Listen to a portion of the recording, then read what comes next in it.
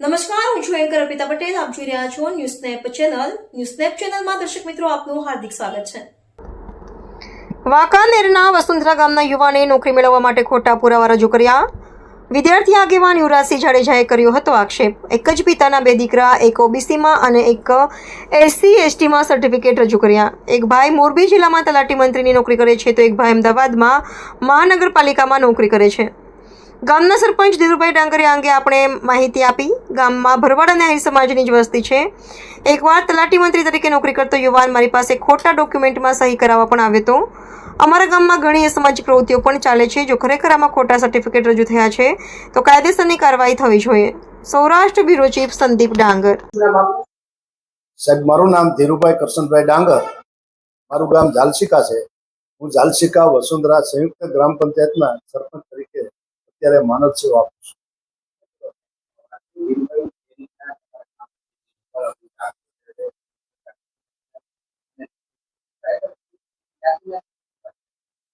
એ લોકો ભરવાડ સમાજના છે, એટલે ઓબીસીમાં.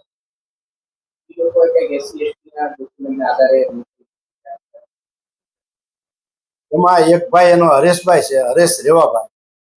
એ 2015 અને 16માં તલાટી રેવન્યુ મંત્રીમાં સિલેક્ટ થયેલ છે.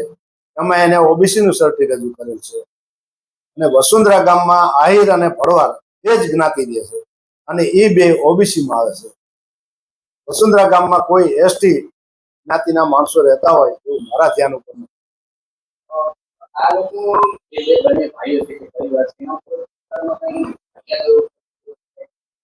ના, આ બે ભાઈ તો અત્યારે નોકરી કરે છે. બીજા ગામમાં અમુક લેભાગુ તત્વો છે, એના વિરુદ્ધ ગુના દાખલ થયેલા છે. બરોબર. એ લોકો ફોરેસ્ટમાં જમીનમાં, ફોરેસ્ટની અમારી બાજુમાં ફોરેસ્ટ છે, મોટી વીડી છે, એની અંદર ભેંસું સારવા જાય કે બીજી કોઈ પ્રવૃત્તિ કરતા હોય અને ચોરી આ છે તે છે, એમાં ગુના દાખલ થયેલા છે.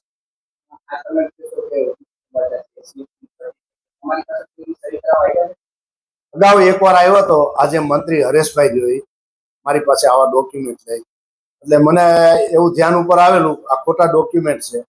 એટલે મેં એને એવી વાત કરી, આવા ડોક્યુમેન્ટનો તું નોકરી કરસ, સરકારી નોકર છો, તને ખબર છે કે આ ડોક્યુમેન્ટનો ઉપયોગ ન કરાય, અને આવા કરશો તો તમે આ છોકરાઓ છો, તમારો બાપો મારો મિત્ર છે, તમે ખોટા ભલાઈ જઈશું, એ કરતા આ પ્રવૃત્તિ કરતા નહીં, એવી મેં એને સલાહ આપેલી.